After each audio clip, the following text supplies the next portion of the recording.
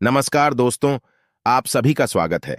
आपके अपने YouTube channel मानव जीवन में दोस्तों लाइफ में सभी आगे बढ़ना चाहते हैं और लाइफ में आगे बढ़ने के लिए हमें रोज ही कुछ नया सीखना चाहिए और आगे बढ़ना चाहिए।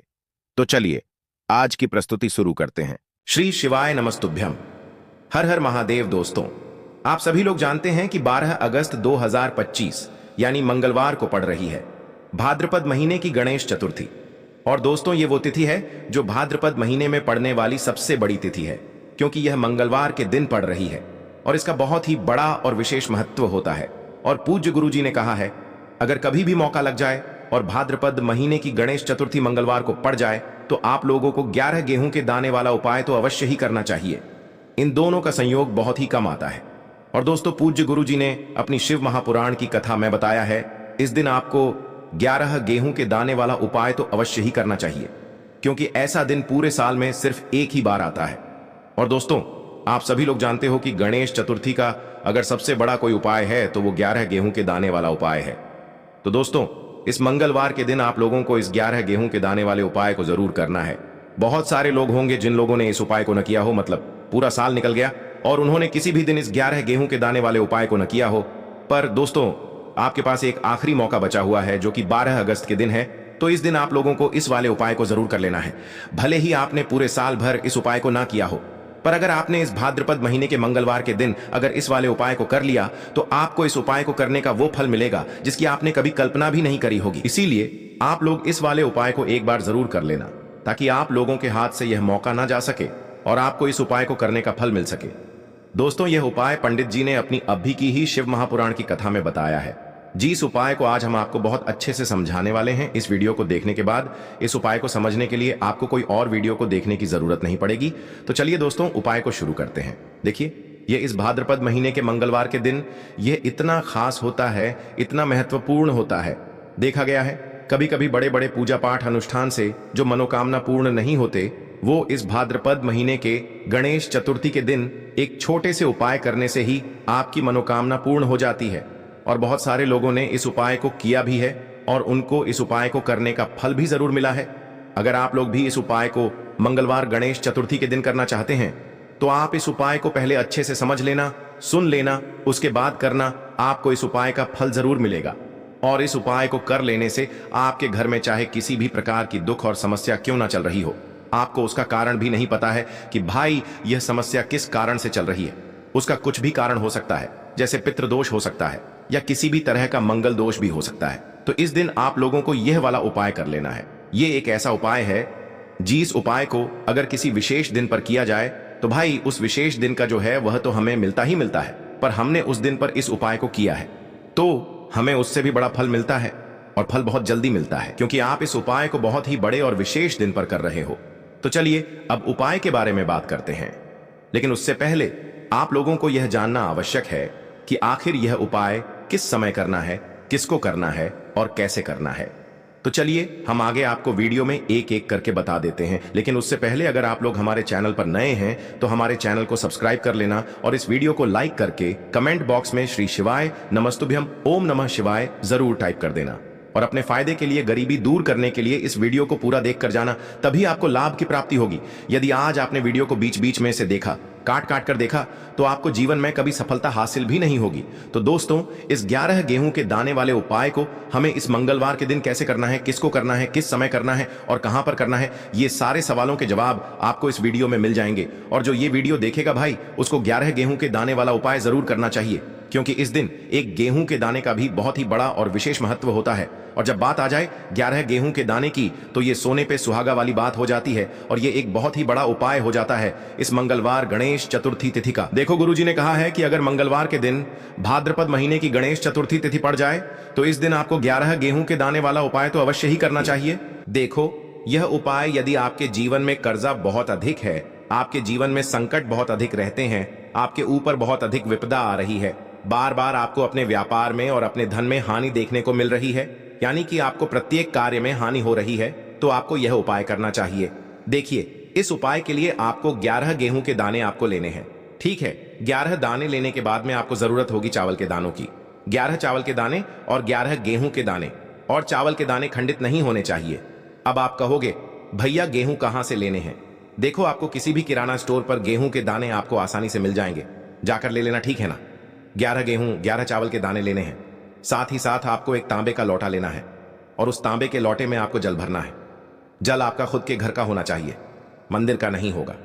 अब आप ये सब सामग्री लेकर पहुंच जाओगे महादेव के शिवलिंग के पास में। शाम के टाइम पे प्रदोष काल में देखो, जब आप ये उपाय कर रहे हो तो अपना फेस रखना उत्तर दिशा, नॉर्थ डायरेक्शन की तरफ। अब यहां पर जो मैं आपको क्रम बताने जा रहा हूं ना, उस मेरे क्रम को बहुत ध्यान से सुनिए। महादेव को अगर कोई सबसे प्रिय है ना, तो उनकी सबसे छोटी पुत्री, जिनका नाम है माता अशोक सुंदरी, जो आपके पास में चावल के 11 दाने हैं ना, उन चावल के 11 दानों को माता अशोक सुंदरी के स्थान पर आपको अपना नाम और गोत्र बोलते हुए समर्पित कर देने हैं, है ना।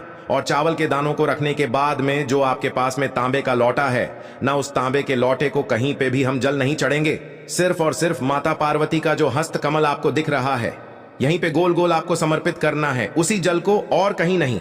ना तो माता अशोक सुंदरी के स्थान पर, ना तो शिवलिंग के ऊपर, सिर्फ आपको यहाँ पे गोल गोल जलाधारी पर आपको उस जल को समर्पित करना है।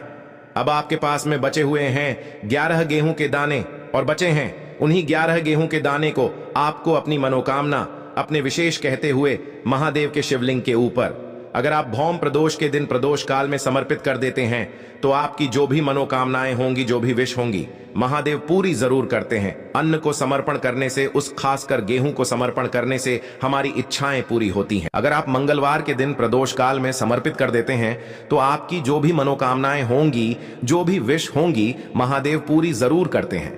अन्न को समर्पण करने से, उस खासकर गेहूं को समर्पण करने से हमारी इच्छाएं पूरी होती हैं। और अगर वह दिन गणेश चतुर्थी का दिन हो, तब तो इससे सुंदर संयोग कुछ भी नहीं हो सकता। आपकी इच्छाओं को पूरा करने के लिए बहुत स्पेशल, बहुत प्यारा सा उपाय आप सभी को जरूर करना है। ध्यान में रखिएगा, यह उपाय प्रदोष काल में करना है। देखो, गुरुजी ने कहा है, भगवान शिव के शिवलिंग पर 33 करोड़ देवी देवताओं का वास होता है। अगर हम शिवलिंग के सामने कुछ भी उपाय करते हैं, तो हमारे सभी देवी देवता हमसे खुश हो जाते हैं। यह उपाय आपको अवश्य करना है। देखो, सुबह के टाइम नहीं कर सकते, ठीक है। अब बात करते हैं अगले उपाय की। तो देखिए, आप सभी जानते हैं कि श्री हरि विष्णु जो है, उन्हें तुलसी दल सबसे प्रिय है। बिना तुलसी माता के श्री हरि विष्णु अधूरे हैं, और बिना तुलसी पत्तों के श्री हरि विष्णु का भोग अधूरा है। अब श्री हरि विष्णु को प्रसन्न करके आप अपनी किसी भी मनोकामना को पूरा कर सकते हैं, क्योंकि श्री हरि विष्णु प्रसन्न हो गए तो आपकी कोई भी विश और इच्छा, मनोकामना अधूरी नहीं रहेंगी। तो आपको तुलसी के 5 पत्ते लेने हैं। अब यह 5 तुलसी के पत्ते जो आपने लिए हैं, ये 5 तुलसी के पत्ते आपको श्री हरि विष्णु को अर्पित करने हैं, अपने घर के मंदिर में ही।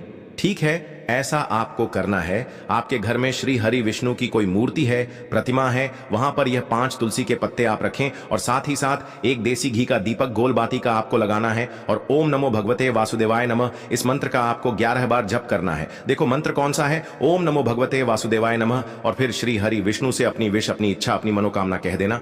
और फिर देखना, आपकी विश और इच्छा, जो भी आपकी मनोकामना है, जो भी अपने जीवन में आपको चाहिए, अगर निर्धनता बहुत है, आप अपने घर से गरीबी को दूर करना चाहते हैं, या फिर धन आपका बढ़ता नहीं है, आप चाहते हैं कि आपका धन बढ़े, या फिर आपके घर में फिजूल खर्ची बहुत होती है, पैसा आपके पास नहीं रुकता है, आप चाहते हैं कि पैसा आपके पास रुके, या फिर घर में कोई व्यक्ति ऐसा है जो बहुत बीमार रहता है, या फिर किसी का विवाह नहीं हो पा रहा है, तो जो भी आपकी इच्छा है, जो भी आपके विश है, बस एक बार श्री हरि विष्णु से कह देना है। साथ ही 7 साल का सबसे बड़ा दिन है। यह दिन इतना उत्तम है कि जो आप श्री हरि विष्णु से मांग लेंगे, जो उनसे कह देंगे, वह आपकी विश, आपकी मनोकामना को बहुत जल्दी पूरा कर देंगे। तो यह पहला उपाय है। चलिए बात करते हैं दूसरे उपाय की। देखो, यदि आपके जीवन में आर्थिक संकट बहुत अधिक हो रहे हैं, धन की समस्या लगातार जीवन में बनी हुई है, एक एक रुपयों को प्राप्त करने के लिए आपको बहुत अधिक मेहनत कर रहे हैं, तो आज रात्रि में सोने से पहले आपको हो यह एक चमत्कारी दीपक का उपाय अवश्य करना है। या फिर यदि आपका जो व्यापार है, बिजनेस है, दुकान है, वह अच्छे से नहीं चल पा रही है, तो आज रात्रि में इस विशेष दीपक का उपाय आपको अवश्य करना चाहिए। देखो दोस्तों, दीपक हमारे घर में सभी नकारात्मक शक्ति को बाहर करता है। यह उपाय आपको साल में केवल एक बार करने का ही मौका मिलता है। देखिए, इस उपाय के लिए आपको तुलसी जी की जो सूखी लकड़ी होती है, उसे ले लेना है।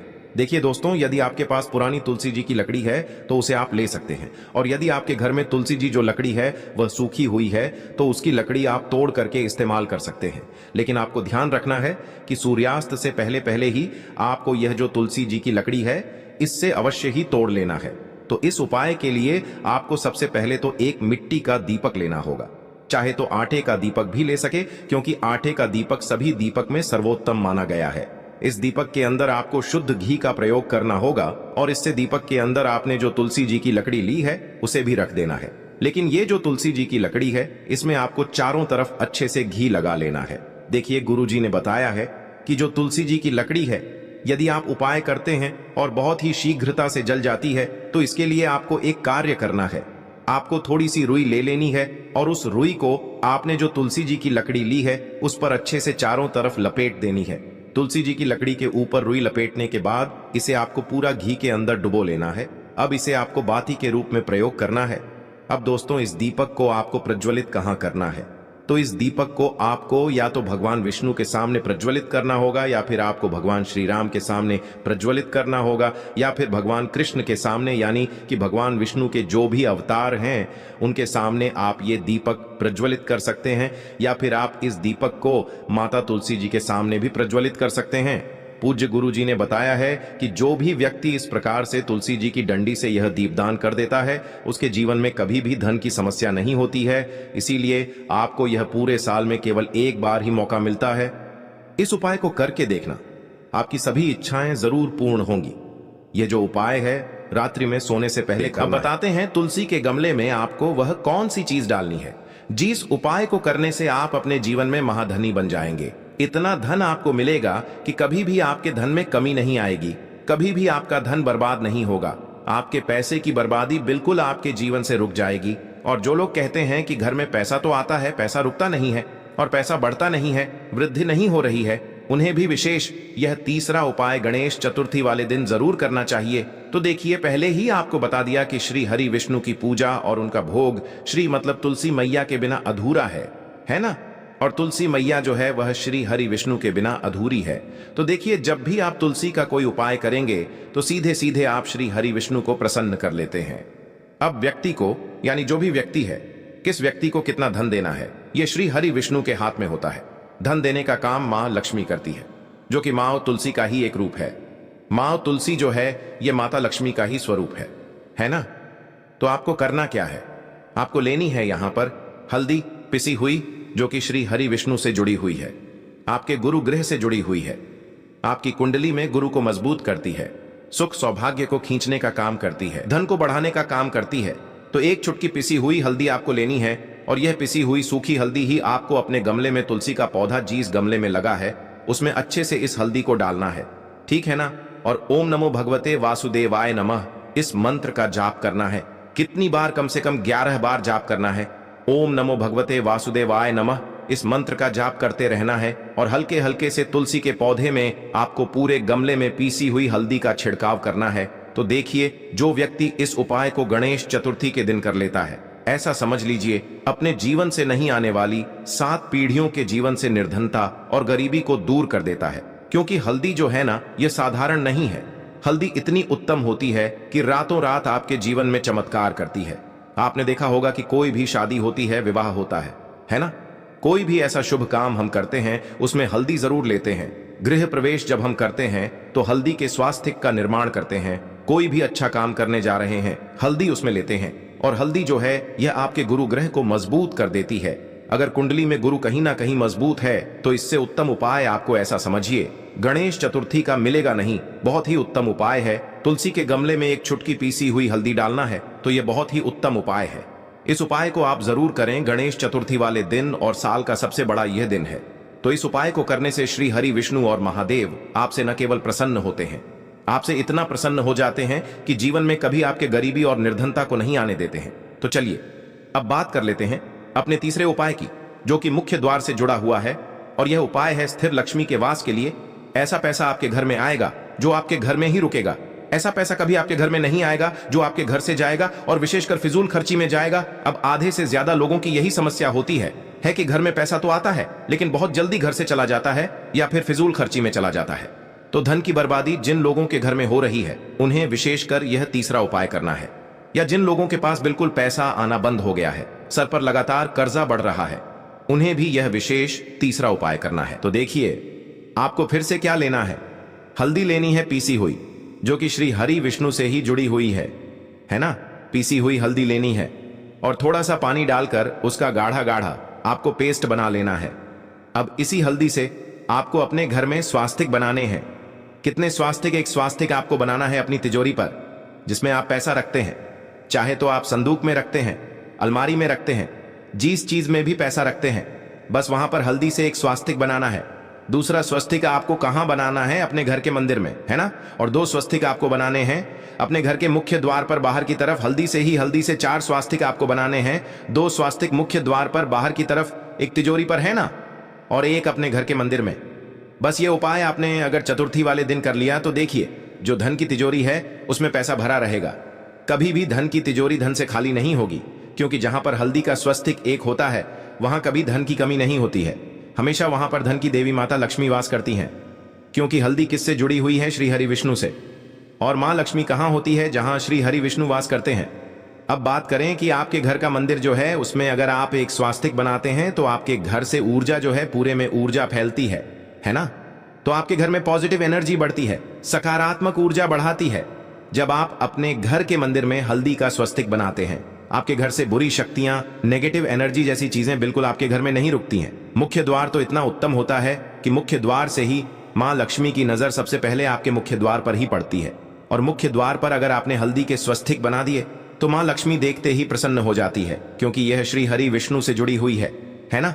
और हल्दी के स्वास्तिक जहां पर जो व्यक्ति अपने घर के मुख्य द्वार पर बनाते हैं, ऐसा समझ लीजिए मां लक्ष्मी उनके घर में वास करती ही करती है, और कभी भी ऐसे घर को फिर छोड़कर नहीं जाती है। स्थिर लक्ष्मी का वास आपके घर में होगा। यह हल्दी के स्वास्तिक वाला उपाय गणेश चतुर्थी के दिन बहुत ही उत्तम है। साथ ही साथ कोशिश करें कि इस दिन गाय माता को हरी घास अवश्य खिलाएं। अगर आपको हमारी ये वीडियो पसंद आई हो तो हमारे इस वीडियो को लाइक करें, चैनल को सब्सक्राइब करें, कमेंट बॉक्स में लिखें हर हर महादेव, जय मां लक्ष्मी। अब बात करते हैं अगले उपाय की। के लिए आपको लेना है 11 चावल के दाने। गुरु जी ने कहा है चावल के दाने खंडित नहीं लेने हैं, बिल्कुल साबुत होने चाहिए। उसके साथ में आपको लेना है एक बेलपत्र।